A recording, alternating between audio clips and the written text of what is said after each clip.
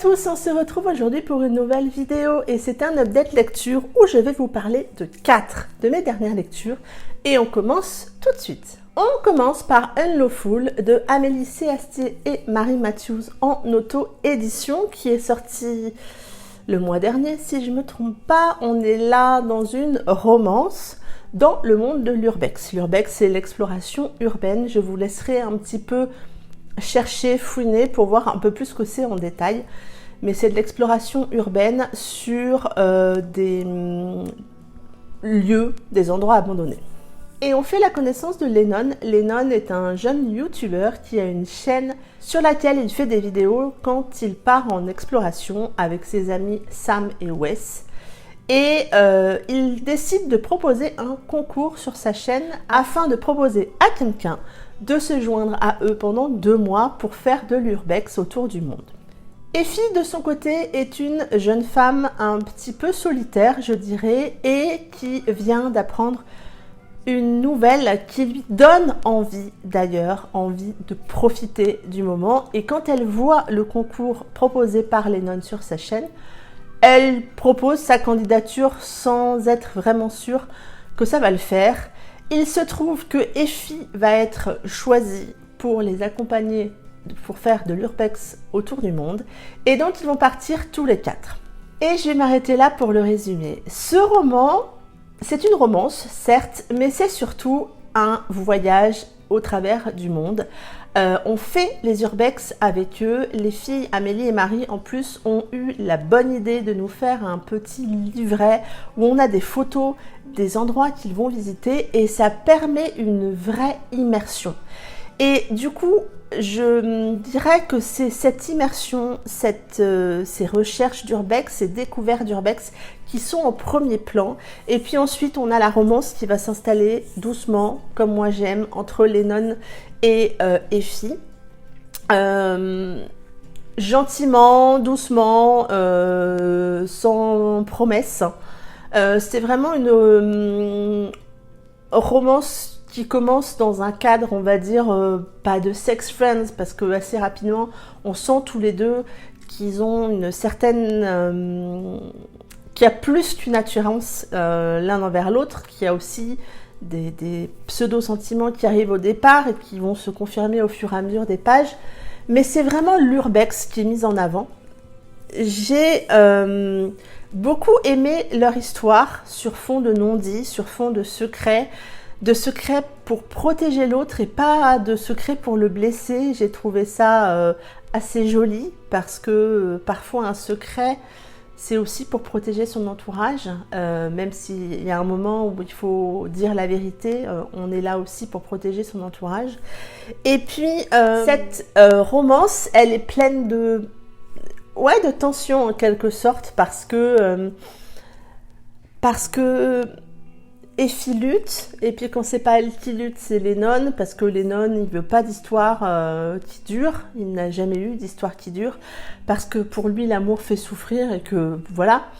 Et ils ont tous les deux cette particularité d'avoir une famille, je dirais pas bancale, mais une famille qui sort de l'ordinaire. Ils ont un passé un petit peu commun par rapport à leur père. Voilà, je trouve que c'est bien fait. Moi, le tout petit bémol, c'est que je trouve que sur la seconde partie du roman, leur romance, leur histoire va trop vite. Et autant elle prend son temps à s'installer, autant après, je trouvais que ça allait un petit peu vite. Malgré tout, ça a été pour moi une très bonne lecture parce que c'est une histoire forte qui aborde un sujet sensible et je vous laisserai découvrir lequel, sous couvert de cet urbex qui est un univers, un monde qu'on ne connaît pas, en tout cas que moi je ne connaissais pas, et j'ai aimé le découvrir avec Amélie et Marie. Ça a été une bonne lecture, même si je vous le disais, j'ai eu un petit bémol, ça a été une bonne lecture, et je lui ai mis la note de 16 sur 20. Je vous le conseille vivement pour plonger dans l'urbex avec Effie et Lennon. On passe ensuite à Ghost Secret de Lina Hope aux éditions BMR, que j'ai eu le plaisir de lire en lecture commune sur le Book Club, donc Eduam Book Club, qui est une de nos lectures du mois de mai.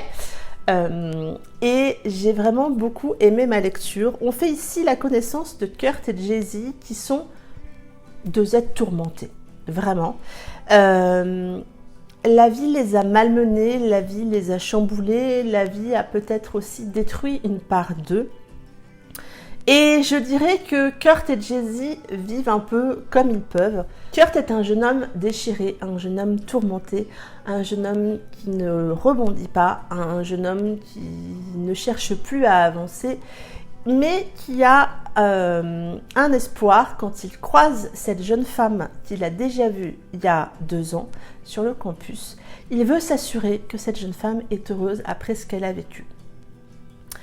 Et de ça va se construire une relation basée sur des non-dits, parce que oui, Kurt ne va rien dire à Jessie, et Kurt se fait prendre à son propre jeu, puisque sous couvert de cette envie de s'assurer que Jessie va bien, que Jessie avance, que Jessie a rebondi, et ben Kurt va se faire prendre à son propre piège, puisqu'il y a une romance qui va s'installer entre deux, et il ne sait plus comment sortir de ses secrets, d'où le titre.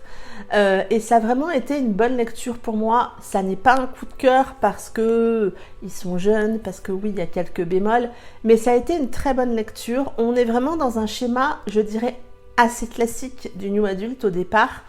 Kurt est très très arrogant, il est très détestable, on n'a pas du tout envie de s'attacher à lui. Et puis, au fil des pages, doucement, eh bien, on s'attache à lui parce qu'on le comprend, parce qu'on souffre avec lui.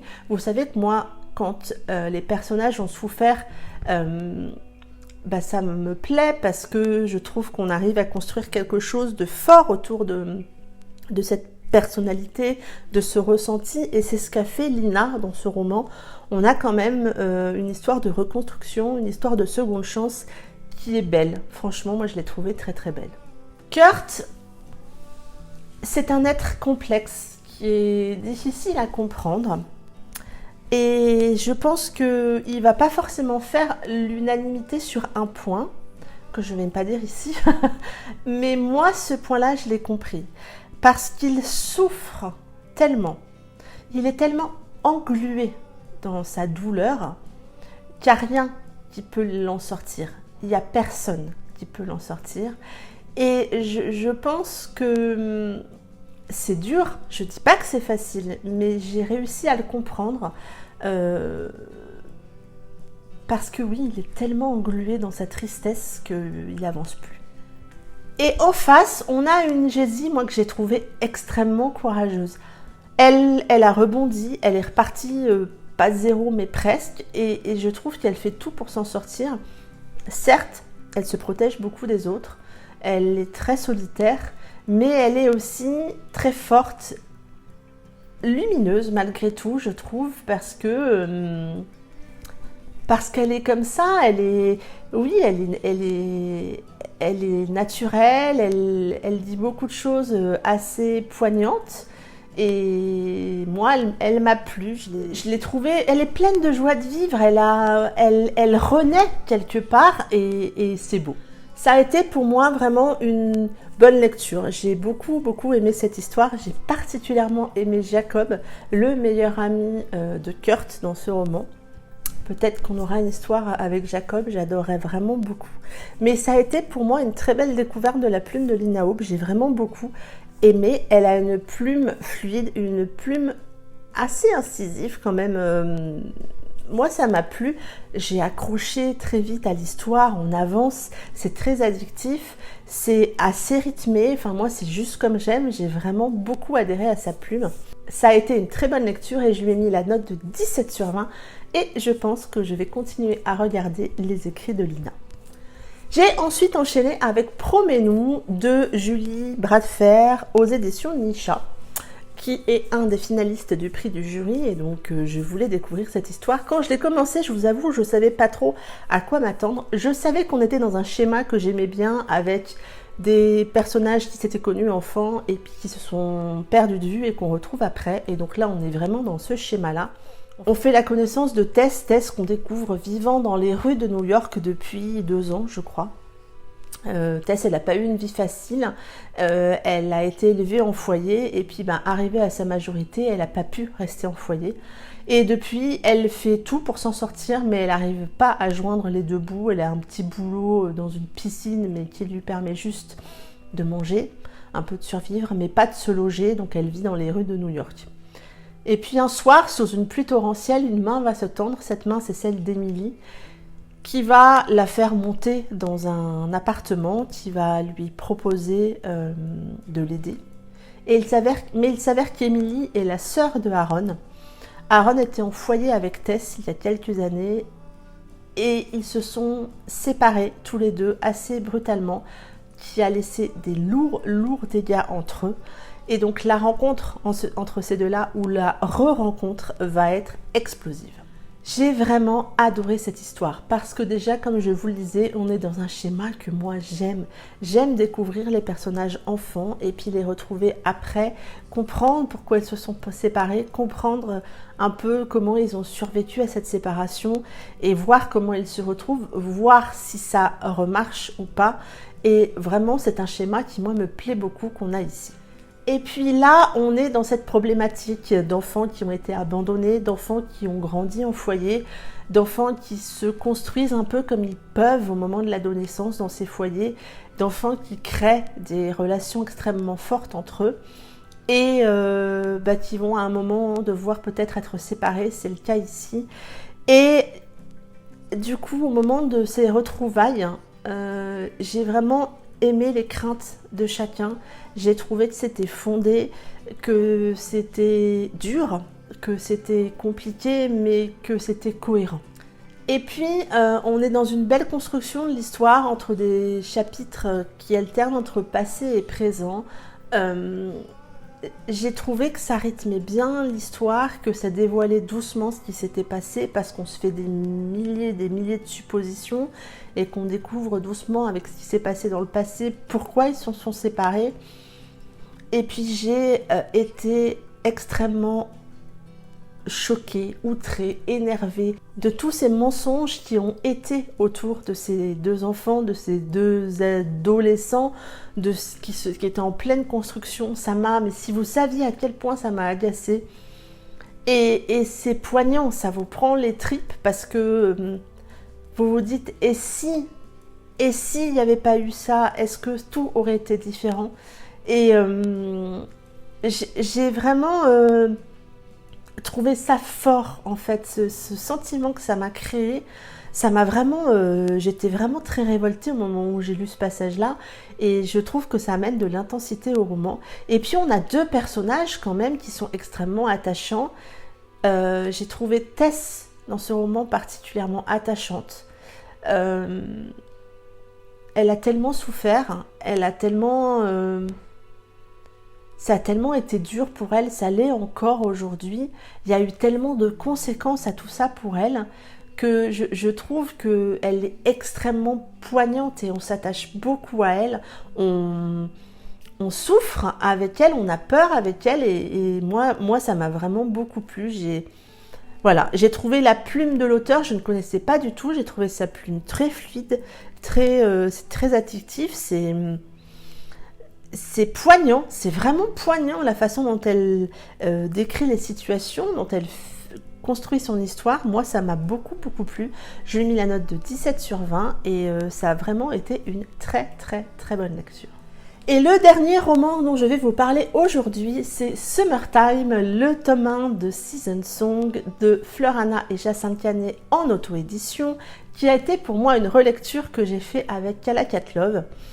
Parce que je l'ai embarquée dans ma lecture, elle s'est pas trop fait prier et j'espère vraiment avoir très prochainement son avis sur sa chaîne parce que je crois qu'elle a beaucoup aimé. On fait ici la connaissance de Louane et Sixtine. Louane vit à Perpignan depuis qu'elle est née. Elle n'a plus que sa mère qui ne s'occupe pas du tout d'elle ni de son frère. Ils sont tous les deux jeunes adultes. C'est eux qui gèrent l'appartement, c'est eux qui se gèrent. Leur mère ne les a jamais aimés. Il y a des passages extrêmement poignants par rapport à ça. On fait aussi en parallèle la connaissance de Sixtine qui va être amenée à trouver un petit boulot dans le même bar que celui où bosse Louane. Sixtine, elle, est une jeune parisienne bourgeoise qui est partie de chez elle parce qu'elle n'en pouvait plus de la vie qu'elle vivait à Paris. Et donc elle a atterri à Perpignan. Elle est plus ou moins avec on va dire le chef des loupards du quartier ou ceux qui deal, enfin de tout ça. Il va se passer un événement tragique au bar et elles vont toutes les deux partir sur un coup de tête plus ou moins poussé quand même par Sixtine. Elles prennent Nina, la 4L de Louane, et elles partent en road trip pour échapper à la situation et pour échapper à tout ça.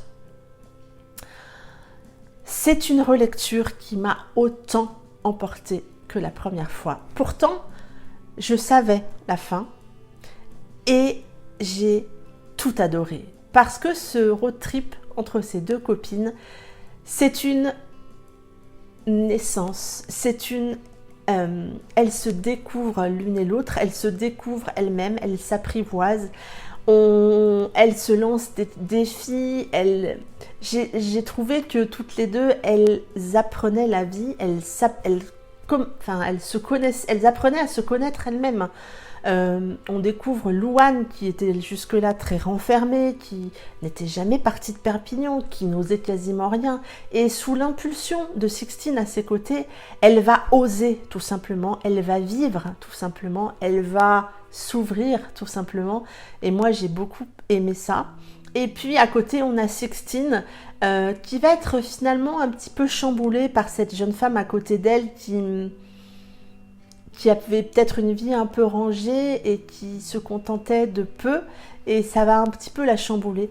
J'ai adoré ce road trip parce que c'est une telle initiation entre elles, j'ai trouvé ça poignant.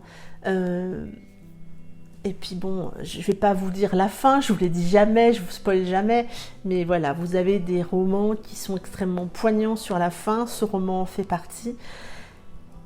Et il reste, c'est un roman, vous savez, il y a des romans, vous les lisez, vous avez fini sur le coup, vous avez aimé, et puis 1 mois, 2 mois, 6 mois après, vous en rappelez pas. Celui-ci, vous vous en rappelez, je l'avais lu la première fois en 2016, si je ne me trompe pas, avant l'ouverture de la chaîne, puisque je vous en avais jamais parlé ici. Et là, en 2020, il était déjà dans ma tête, mais ça m'a pas empêché d'apprécier ma relecture. Ce roman, c'est un petit bonbon. C'est pas du feel good, hein, mais j'aime dire, oui, c'est un petit bonbon parce qu'il fait du bien. C'est un roman qui vous fait aussi vous poser des questions. Moi, j'aime bien ces romans qui me font me demander, et si j'étais à leur place, est-ce que je ferais ça? Est-ce que elles ont envie de profiter de leur jeunesse? Ça vous fait vous demander si vous avez fait des choses, enfin moi particulièrement, la jeunesse elle n'est pas devant moi, hein, on est d'accord, mais j'ai aimé retrouver ces deux jeunes filles. Bien entendu, à côté on a d'autres personnages, on a Mehdi et on a Hugo, Hugo étant le frère de Louane, Mehdi étant le meilleur ami de Hugo. Ils sont importants tous les deux pour la suite aussi, parce que ce tome 1, il y en a 3 autres derrière. Les 2 premiers étaient déjà sortis. Je sais un petit peu ce qui va se passer après, mais je suis vraiment enthousiaste en fait à cette relecture. J'ai vraiment envie que vous découvriez ce roman. C'est pas une romance, il faut pas vous mettre ça en tête. Il y a peut-être un petit peu quelque chose et vous verrez bien, mais c'est surtout un road trip entre 2 copines. Je lui ai mis la note de 18/20 et j'ai envie que vous découvriez ce roman parce que c'est une très très belle histoire. Vous viendrez m'en parler après, vous pourrez me dire ce que vous avez besoin de me dire au moment où vous aurez lu ce roman, mais lisez-le parce que vraiment, vraiment, il vaut le détour. C'en est tout pour cette vidéo, j'espère que ces avis lecture vous auront donné envie de découvrir ces romans. Dites-moi tout en commentaire, je me ferai un plaisir de vous répondre. N'hésitez pas à vous abonner à la chaîne et en attendant, je vous souhaite une très belle semaine, de belles lectures et je vous dis à très bientôt pour une prochaine vidéo. Bye bye!